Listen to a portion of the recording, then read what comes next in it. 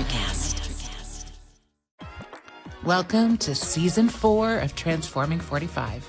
I'm your host, Lisa Boate, and this season we're stepping fully into our power. The heat, the hormones, the heartbreak, the healing. This is midlife, raw and redefined. Each episode, you'll hear stories of humans who are rewriting the rules, reclaiming their bodies, their desires, their voices. This is where we stop shrinking, start shining, and remember who the hell we are. Because midlife isn't a crisis, it's an awakening. Let's get transforming 45. Hello, and welcome to this week's episode of Transforming 45.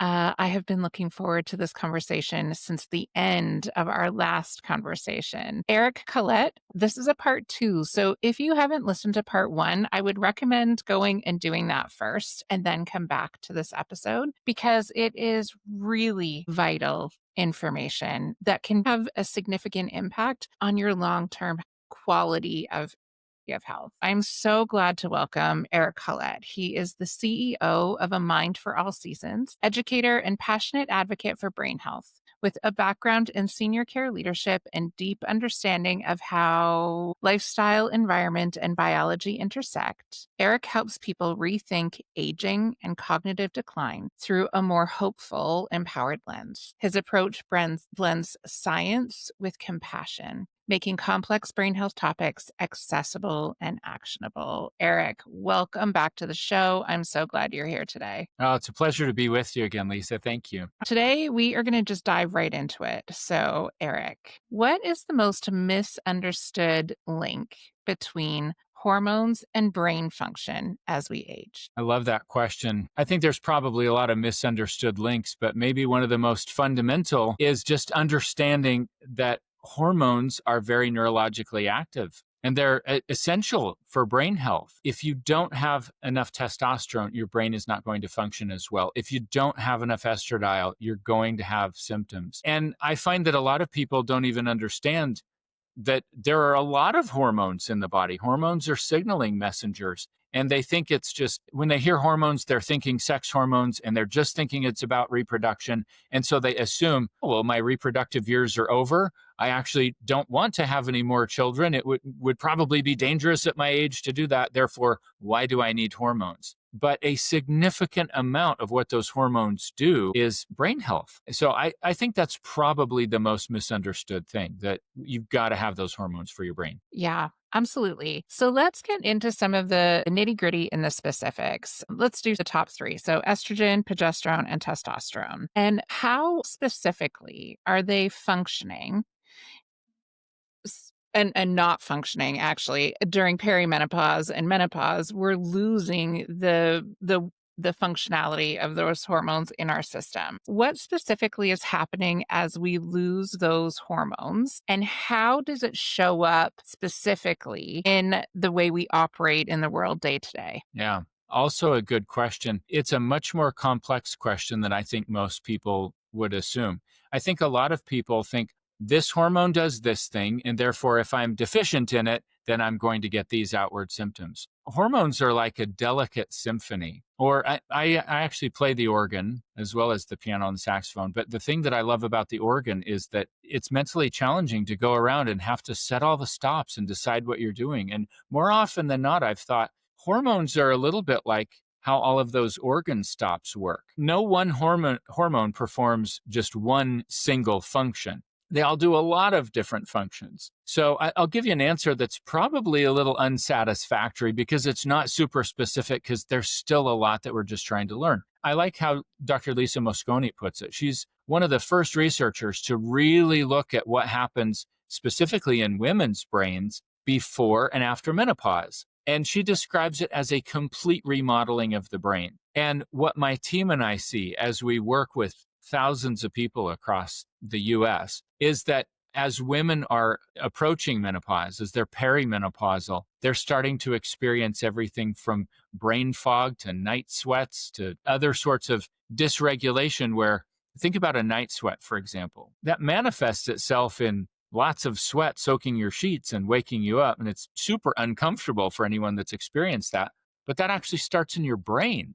That's dysregulation in your brain because you don't have sufficient hormones. We find sometimes that as people are perimenopausal or menopausal, they feel some mood changes too. They might start getting a little more snappish. And progesterone binds to GABA receptors. It's calming. And when we help people replace that, often we see that they sleep better. They start to feel calmer again. Sometimes we have spouses say, hey, thank you. Whatever you're doing, I feel like I'm getting my spouse back. So I think those are big issues. There's also a hormonal shift in menopause we're talking about women specifically, but hormonal shift that really makes it harder and harder to build muscle and way easier to pack on visceral fat. So that's certainly frustration in that kind of experience for people. So lots of different things that are going on as all of these hormones are fluctuating. Yeah, absolutely. I mean, I can attest to I'm currently on my own hormone therapy journey. And I had been taking progesterone in the morning because I found it had a mood stabilizing effect during the day. But I was feeling a little foggy. And I started taking it at night, and I can't really explain the difference in the quality of my sleep from when I was taking progesterone in the morning as to when I started taking it just before I went to sleep. Because sleep isn't a huge issue for me. I can fall asleep.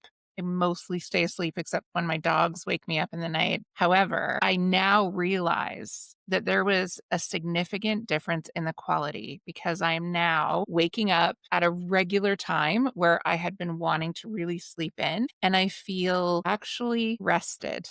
And I don't remember the last time I felt actually rested when I woke up in the morning. Mm, what a blessing in your life. I mean, isn't it hard to spend all that time in bed and you wake up and you feel like, why did I do that? I don't even feel well. So, Yeah, absolutely. One of the questions, so we've been talking a lot about women, and that is predominantly what I talk about on my show. But something that has been coming up frequently is there an androgen cycle that is happening for men at a similar time? And I'm wondering if you have any insights on that. yeah, there are a few things that I think most men aren't aware of. And some of what I'll talk about actually ties in with the hormone that many people don't think of as a hormone. It's the hormone insulin.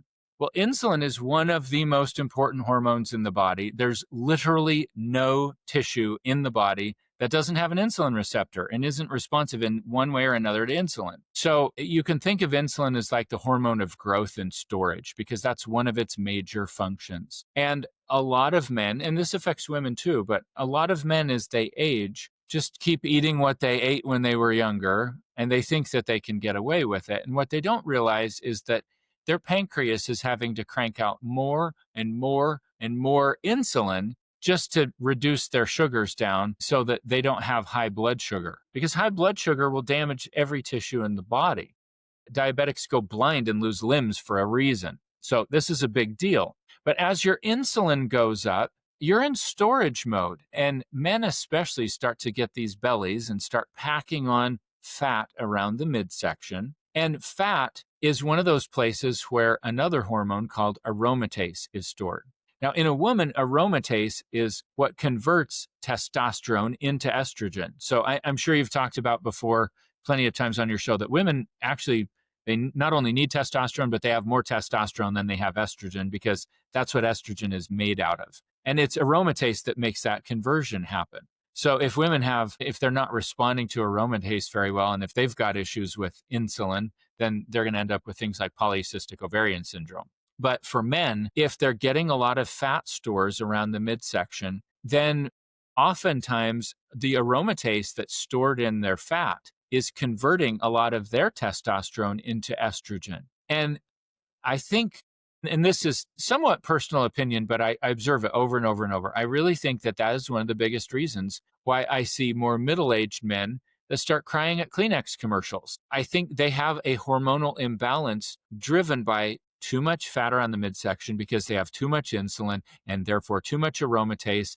And now they're converting their testosterone into estrogen. And I think that is a contributor to why testosterone levels have really plummeted over the last few decades. Men have much less testosterone than men had just a few decades ago. So that is brand new information for me. That is really fascinating. So what are the ramifications of men having less testosterone now than they did a few decades ago? Part of it, I think, shows up in terms of more sarcopenia, which would be muscle loss. And that has everything to do with your ability to live independently as you age. If you do not have enough muscle mass to stand up on your own, somebody else is going to have to help you get on and off the toilet or in and out of bed. And I think that's a huge deal. But testosterone is also critical for memory. And I think that part of why, in general, we see more and more people struggling with brain fog and Alzheimer's and other types of dementia is that there's some hormonal complexities to all of that. So I do think that there's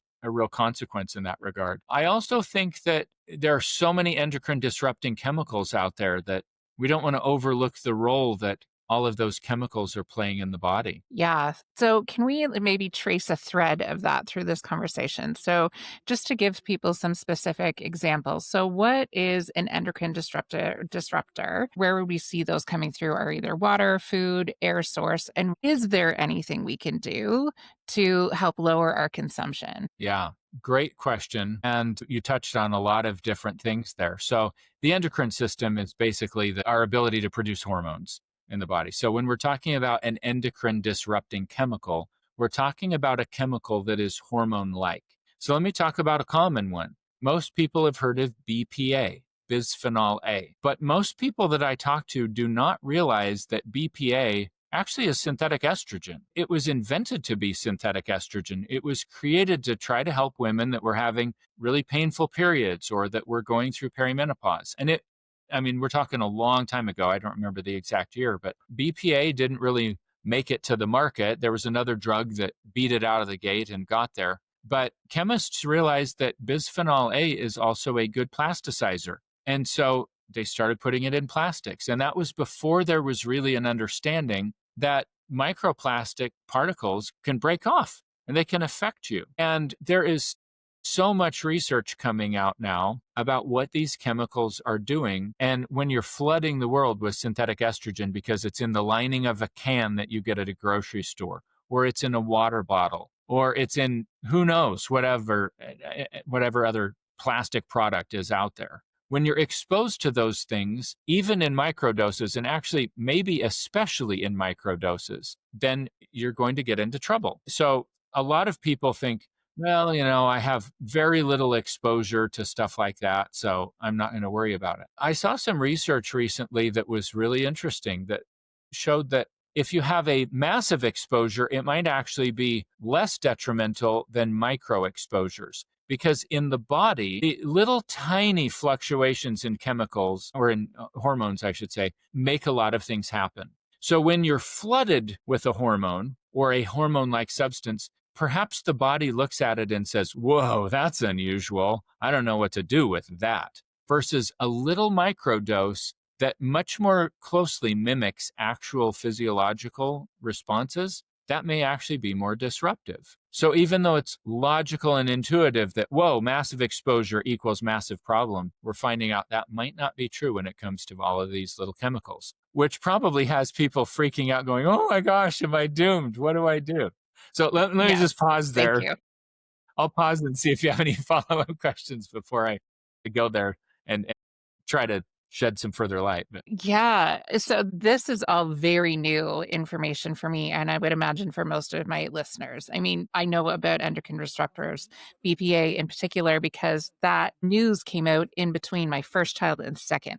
So my oldest, we had to replace everything to be BPA free between first and second. So that I have some awareness around. But this idea about large exposure versus small exposure does seem overwhelming, or maybe is that hopeful? Does that give us a little, I'm not sure. Please continue to shed light on this. Yeah. First of all, I think it's very important that we control the controllables and we embrace the idea that the number one cause of death is birth. So, worst case scenario, if you're afraid, well, what if this stuff kills me? Well, something's going to kill every one of us. And I don't mean to be crude or insensitive or disrespectful about that. I just want to confront the reality that we are all trying to live the best life that we can. And no matter what we do, we're all going to punch the ticket at the end of the ride. And that's okay. And to me, that's actually liberating. That means I'm going to try every day to do the very best that I can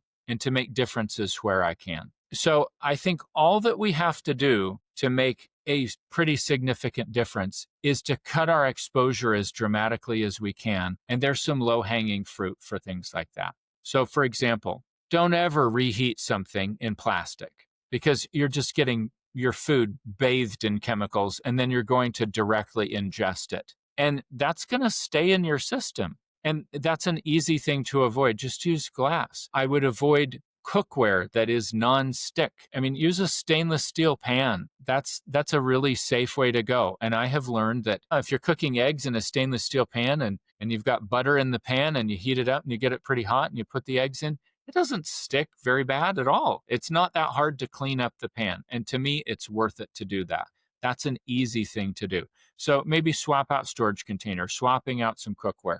We can do that. I tend to not drink out of plastic water bottles whenever I can help it. But hydration is certainly most important. And so if I'm in an airport and I don't happen to have my water bottle or something, and I really need to hydrate, or if I'm at a conference and I need water, yeah, I'm going to drink it out of the plastic water bottle because I do the best that I can. Regular time in a sauna is actually one of the ways that you can be eliminating some of those plastics or toxins. And there's a growing number of people talking about reducing plastics in measurable ways by spending more and more time in the sauna because our skin is a very large organ of detox. So I think that that's helpful. Avoiding things that compromise our body's own detox pathway would be another tip. And the single biggest thing that I would share is going to make me wildly unpopular, but I'm not alone in saying this. Alcohol wrecks your detox pathway. And I have been really impressed with how many of the clients that I've worked with in the last several years have done an experiment themselves at their own choosing of just avoiding alcohol for 30 to 60 days. And almost universally, they've come back and said, I had no idea how much that was wrecking my sleep or affecting my cognition or my mental health or whatever it is. And they've said, and it's been their choice, I don't think I'm going to drink anymore. Maybe New Year's, maybe on a birthday or something, but I just think I'm better off without alcohol. Well, that's an immediate boost to the body's detox pathway. Your liver's just going to fare better if you're doing that. Right. Yeah. And that is a conversation I have with women on a regular basis. And they are noticing that pattern themselves, that whenever they have a glass of wine or a few drinks, they can almost guarantee that their sleep will not be well, that they will have night sweats, that they have, it impacts them in lots of different ways. But it is, I would say, one of the first things that women really start to notice when they enter into perimenopause is an increased reaction to alcohol. Yeah. There are a few other things that, if I Yes, might add please. some to the list, I think what we eat matters. What we're taking into our body matters a lot. One of the highest sources of a lot of these chemicals is in ultra processed foods and their packaging.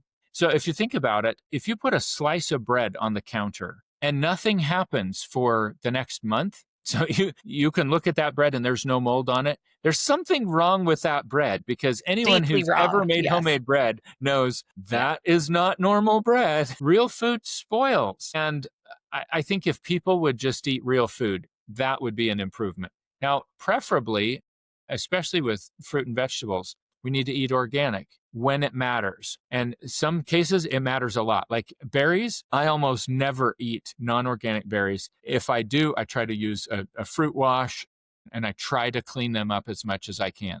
But berries are heavily sprayed. And so I eat organic. But I never buy organic avocados because they have such a thick skin on it. It's not a problem. And I think it's a waste of money to buy organic avocado. That's just my opinion, but that's kind of how I approach it. Yeah, but that is helpful because it can feel, especially with price differences, it can feel overwhelming to think I need to eat organically in every single way. But knowing that there's some flexibility and some ability to make choices so that we can have food that is accessible to whatever level of income we have at the moment. Yeah. A few other things, maybe some things specific to your usual audience, which is largely women. A lot of women use makeup, and a lot of makeups, especially those that are imported from China and other areas overseas, have lead in them. They have other toxins. And more women are becoming aware of this, which is a great thing because the market is what's changing all of this. There are increasing numbers of very good cosmetics that women can use that are not terrible for your skin and aren't going to fill your body with everything from heavy metals to endocrine disrupting chemicals. So look for that in your beauty products. I would even consider the menstrual products that you're using. Many women struggle because the pads and tampons and things that they're using have lots of plastics, and there are exposures, and there are now increasing numbers of very good products that just have natural cotton, and increasing numbers of women are saying, hey, my infertility problem turned around, or I did better with this thing or that thing when I was able to deal with my hygiene products. So I think that those things make a difference for people. Yeah, yeah, absolutely. And they are simple things that we can make changes to once we have the knowledge. And at the same time, it can feel overwhelming, right? Because especially in this time of transition, because now we're looking at declining estrogen, progesterone, testosterone, all of the way that's impacting our body. Endocrine disruptors. What's really impacting my brain health? What's really at the root of brain fog? So if there were like 3 main steps you would encourage people to take, what would those 3 things be? Like 3 steps to deal with some of the hormonal complexities or Yes, yeah. just overall. So I think step number 1, ideally, is to find somebody to work with who understands hormones and how they affect the body, and someone that you can have candid conversations with who will treat you as a person, not as a number or a cog in the system, so to speak, and establish a really good relationship with them. Hormones are personalized. And if there's anything that frustrates me, it's when there are cookie cutter approaches to health, because every human body is different. Every one of us is doing an N of 1 experiment. And if you can find a provider who will listen to you genuinely, and here's you saying, when I tried this, here's what happened, good or bad, I think that's very important for everybody. The second thing, kind of related to that, would be find someone who's willing to do some testing and look a little bit more broadly than just estrogen and testosterone and Yeah, absolutely. I just want to hop in here for a second because this is a conversation I've been having a lot because coming out in the messaging around testing is that testing is not valuable because your hormones fluctuate and it's different day to day. Which is absolutely true. And what you are saying is so important. Like, yeah, that is one piece of a much broader spectrum that we do need to look at. So yes, those fluctuating hormones are absolutely a part of the conversation, but so is a whole other range.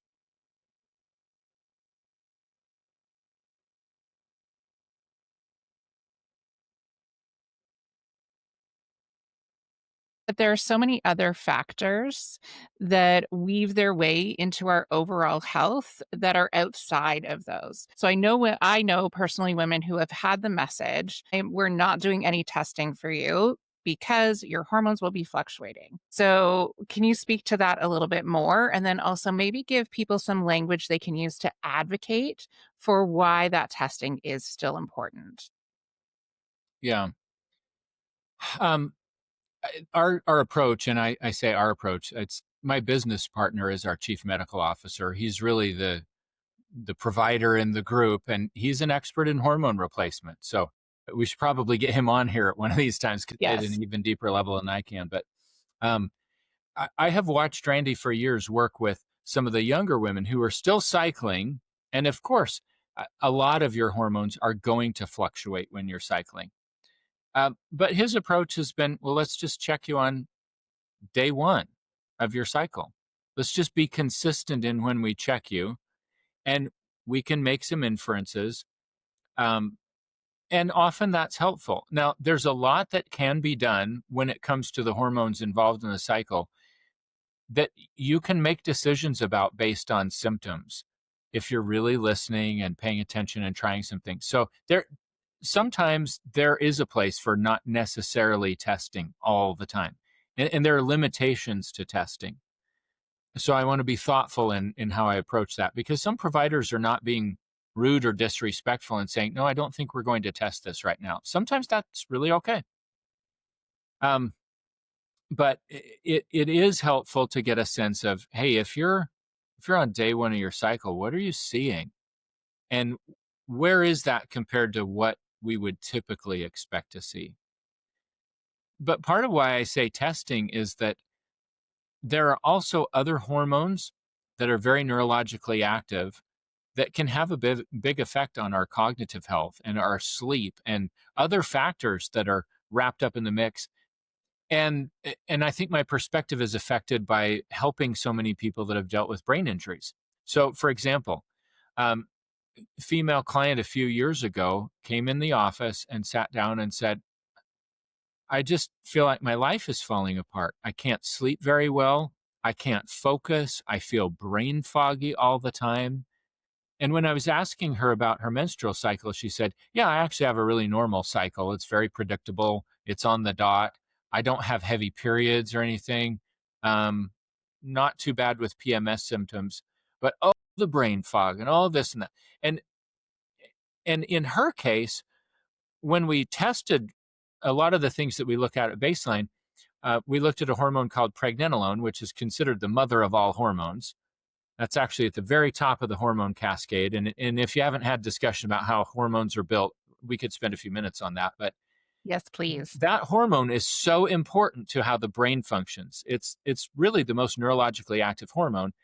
I have some clients who are doctors that are grumpy when they hear about pregnenolone because they say, how did I not know about that? Well, primary care isn't looking at that. That's not what they're trained to do. But pregnenolone levels, it's thought to be optimal, should be about 150 to 200. And this lady that came in had levels that were less than 20. And her DHEA was really low. Like when your DHEA is 90 instead of 200, you're going, okay, what's going on here? And it turned out she had been in a car accident 2 years before, and she thought that it was super minor.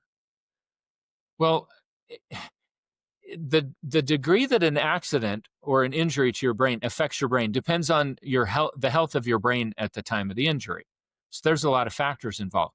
But you could be sitting in a car minding your own business and have someone rear end you going 5-10 miles an hour. And if the force is directed just right, the fact that your brain floats in the skull combined with that force means that the brain can kind of compress against the front of the skull and then compress on itself.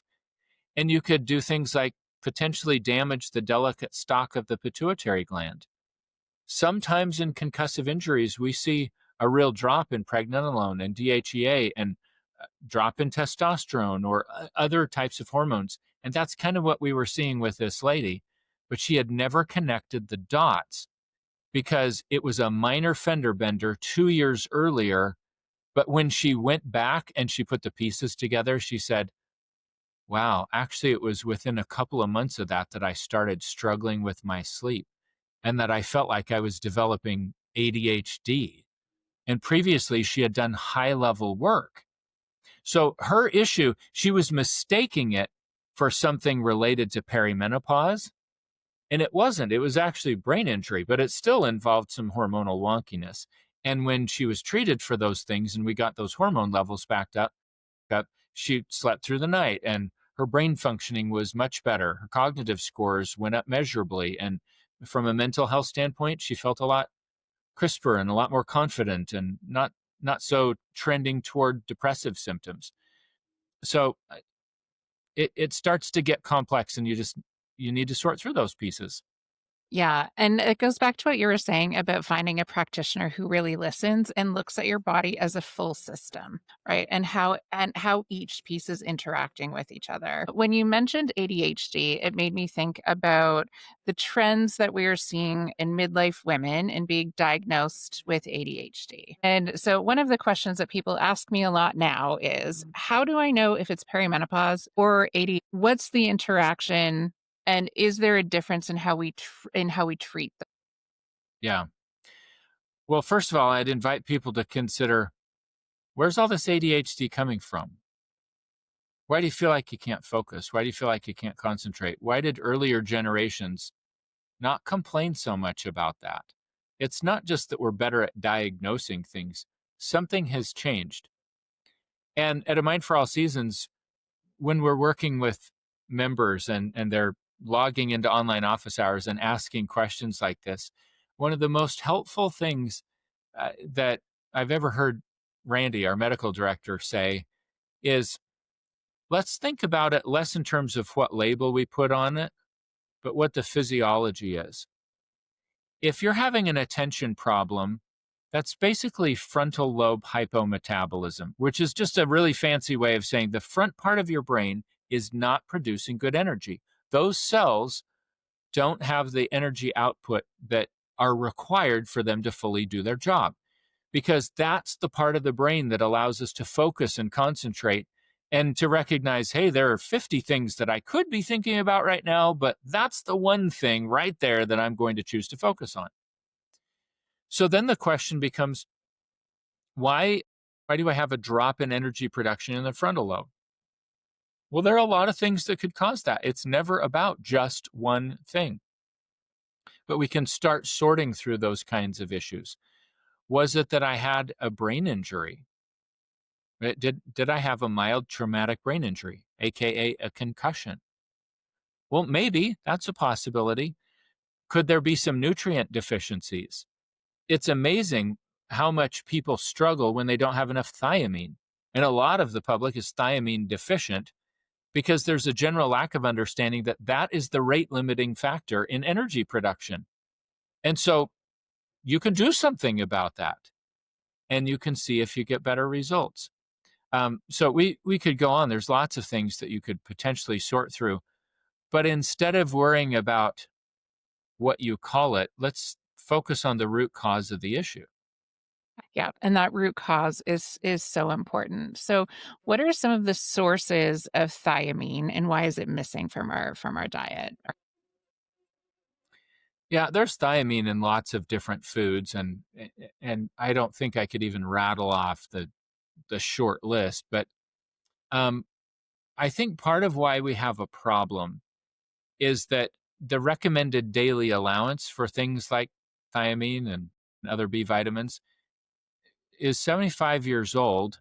And it really came from asking the question in World War II, how do we help soldiers who are presenting with horrible diseases, horrible sickness, I should say, um, like beriberi and other diseases that they were getting during the war? How do we prevent them from getting those diseases?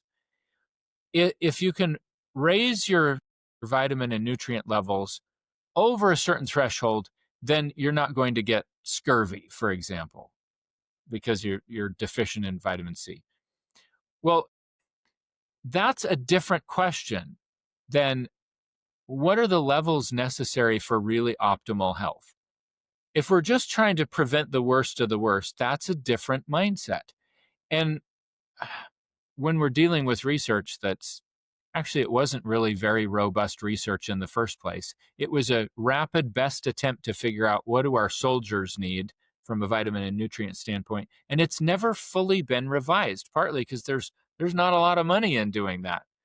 It costs money to do all this research, but there are independent researchers that have looked at thiamine in the context of Parkinson's disease or Alzheimer's disease or pediatrics, and that's an interesting thread to pull. We actually did a masterclass on that for our members just I don't know, a month and a half ago, 2 months ago. And Randy took a deep dive on that research on thiamine. Super interesting. That is fascinating. And I would assume that women were not included in that research either. Yeah. Lot of research for decades was only with men because the fact that women had a menstrual cycle was viewed as a confounding variable. And so there's a ton of stuff that we need to know about women that we don't know. And I am so sorry. That is totally unfair. Yeah, well, thank you. Don't apologize. We don't put this all on your shoulders. Good, good, Just, good.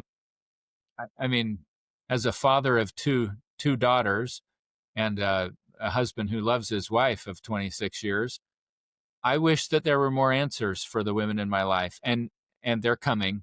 They're getting Yes. there. We are getting there, but thank you for being an ally. This is a conversation that has been coming up a lot for me as well, as what role do men have in this conversation? And they have roles throughout the entire conversation. And being an advocate and an ally in this space is also really important because we don't get anywhere alone. We need all of the support we can get. So thank you so much for doing that. Yeah. Eric, I could talk to you all day. But the one final question I wanted to ask is, because this comes up a lot as well. How do I know? How can I sort out? And I think that this may again go back to the root cause conversation, but how do I sort out if I am experiencing brain fog, word recall issues, memory issues because of the fluctuating estrogen, progesterone, testosterone, the impacts of perimenopause and menopause, or am I experiencing something else? What are the early warning stages maybe of dementia that I might be experiencing?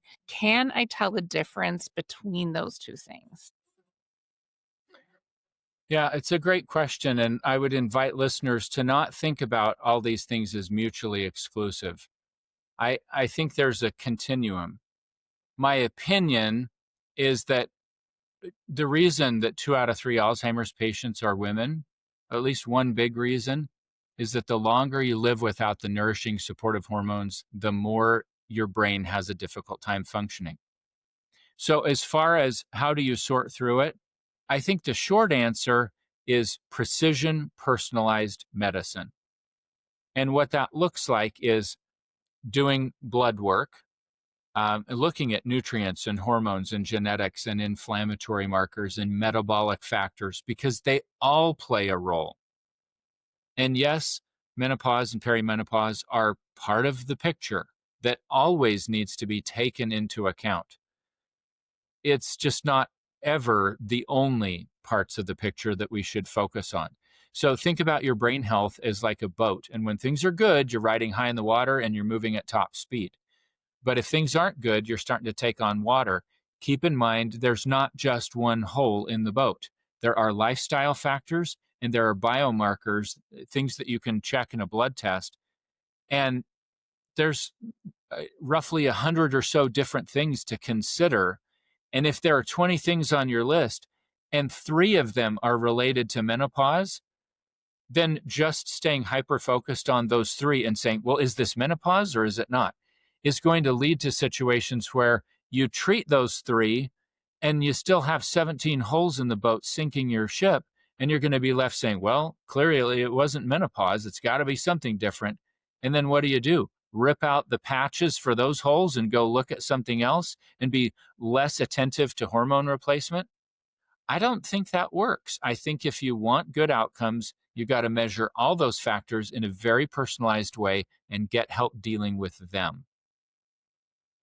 That is a very wise answer that, again, goes back to that really finding someone who will listen and understand the complexity of what's happening in our bodies. Eric, thank you so much for this conversation. Every time I talk to you, I have even more questions and I'm fascinated by more things. So thank you so much for giving us more of your time. And listeners, Eric's contact information, Mind for All Seasons, will be in the show notes. So if you, like me, have even more questions, make sure you check out that information and connect with Eric in a Mind for All Seasons, because there is so much we can do. What I always leave conversations with you is feeling empowered about the many different ways we really can improve our quality of health. So thank you so much for that gift. You're welcome. Thank you.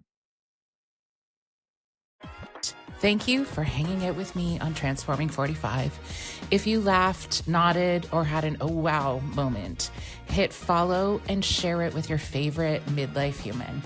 Find me on Instagram @lboat and keep those transformations coming. Electricast.